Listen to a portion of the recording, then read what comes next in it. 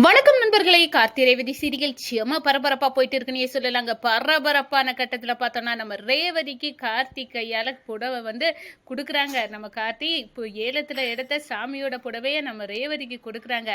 ஒரு கட்டத்துல பார்த்தோம்னா ரேவதி அதை சந்தோஷமா வாங்கிக்கிட்டாங்க. வீட்டுக்கு கொண்டு அம்மா கார்த்தி எம்டி சார் அவர் எடுத்த புடவைய எனக்கு தந்துட்டாரு, ஃபங்க்ஷன்ல இதே கட்டிக்கிறேன் அப்படின்னு சொன்ன நேரம் வேண்டாம் அப்படின்னு வெறுப்பா அந்த புடவையை தூக்கி எறிகிறாங்க.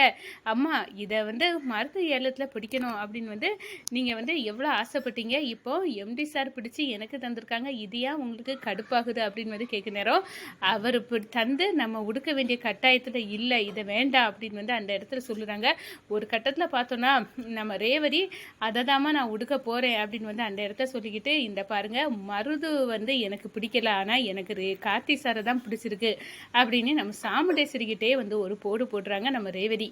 அதை பற்றி தான் இந்த வீடியோக்குள்ளே பார்க்க போகிறோம். அதுக்கு முன்னாடி சேனலுக்கு லைக் அண்ட் சப்ஸ்கிரைப் பண்ணுங்கள் ஃப்ரெண்ட்ஸ். பக்கத்தில் இருக்க பெல் ஐக்கானையும் கிளிக் பண்ணுங்கள். அப்போ தான் நான் போடுற ஒவ்வொரு வீடியோவும் நோட்டிஃபிகேஷனாக உங்களுக்கு கிடைக்கும். வாங்க ஃப்ரெண்ட்ஸ் வீடியோக்குள்ளே போகலாம். ஃபஸ்ட்டு எடுத்த உடனே பார்த்தோம்னா ஒரு செம அதிரடியான பரபரப்பு கட்டம் தான்.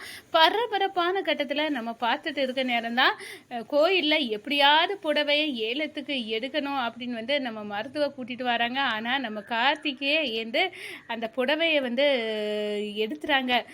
பூவை கெட்டி போட்டதில் அந்த பூ நம்ம கார்த்திக்கு தான் அந்த புடவை அப்படின்னு அந்த இடத்துல கொடுக்க நேரம் கார்த்திகை கையில் அந்த புடவையை பூஜாரி தூக்கி கொடுக்குறாங்க.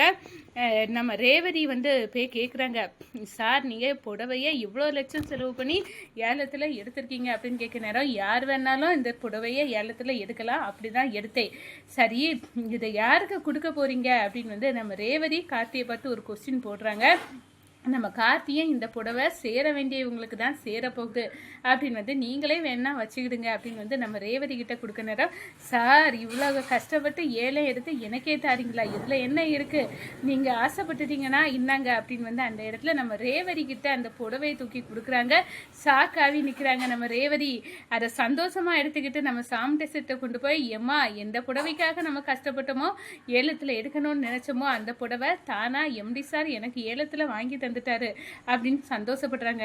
சேச்ச பேயும் அவன் ஏலத்தில் தந்த புடவை நீ உடுக்கதா, அது உடுக்கவே கூடாது அப்படின்னு சாமுண்டேஸ்வரி அடாவடி பண்ணுறாங்க. அந்த நேரம் தான் நம்ம ரேவதி, அம்மா எதுக்காக நீங்கள் அவரை இவ்வளோ தூரம் வெறுத்து ஒதுக்களவு அவர் தந்த புடவையை உடுக்கக்கூடாதுன்னு சொல்ல அளவுக்கு வன்மை என்னம்மா அப்படின்னு சொல்லுறாங்க. ஒரு கட்டத்தில் பார்த்தோன்னா என்னை மருத்துவ எனக்கு பிடிக்கவே இல்லை, சொல்லப்போனால் மருத்துவ நான் கல்யாணம் பண்ணிக்கவே விரும்பலை, எனக்கு எங்கள் எம்டி கார்த்தி சாரை தான் பிடிக்குது அப்படின்னு அந்த இடத்துல ரேவதி ஒரு போடு போட்டுறாங்க.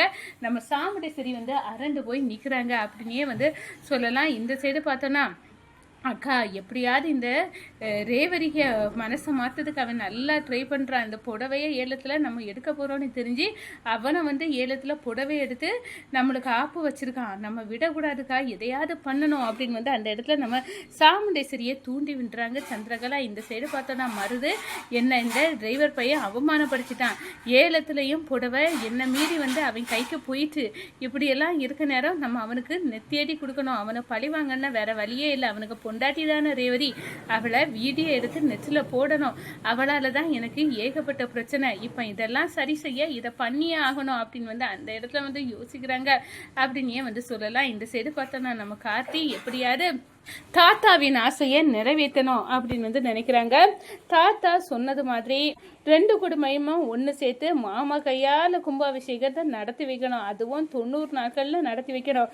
ரெண்டு குடும்பத்தையும் ஒன்று சேர்க்கணும்னா கண்டிப்பாக நம்ம சாமுண்டேஸ்வரி அத்தையோட அம்மாவின் சாவுக்கு நம்ம தாத்தா பாட்டி காரணம் கிடையாது அப்படின்னு நிரூபிக்கணும். அதை நிரூபித்தா தான் இதுக்கெல்லாம் ஒரு விட கிடைக்கும் அப்படின்னு அந்த இடத்துல நினைக்கிறாங்க. அதை கண்டுபிடிக்கிறதுக்கு நம்ம எப்படியும் அந்த சண்முகம் ஏற்று அவருடைய மனைவியை நம்ம சந்திச்சாகணும். அவங்க இப்போ எங்கே இருக்காங்க அப்படின்னு மண்டையை பிச்சுக்கிட்டு நம்ம கார்த்தி இருக்காங்க.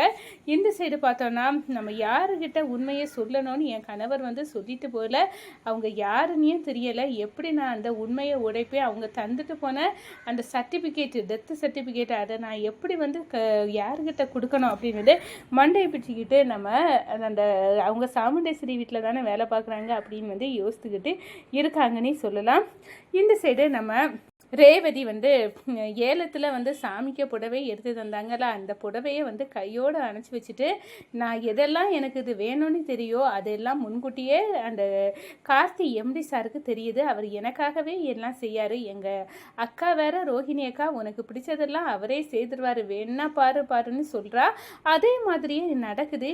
என்ன வந்து ஒன்றுமே எனக்கு புரியலையே அப்படின்னு வந்து மண்டையை பிச்சுக்கிட்டே இருக்காங்க அப்படின்னே சொல்லலாம். இந்த சைடு பார்த்தோம்னா நம்ம சாமுண்டேஸ்வரி மருதுக்கும் ரேவதிக்கும் உடனே வந்து கல்யாணத்தை பண்ணி வைக்கணும், இல்லாட்டினா நிலைமை தலைகீழ மாதிரி என் மனசில் எங்கள் எம்டி சார் இருக்கதான் செய்யாரு, வேற யாருமே இல்லை அப்படின்னு வந்து ரேவதிக்கு வாயாலேருந்து நம்ம கேட்க வேண்டியது வரும்.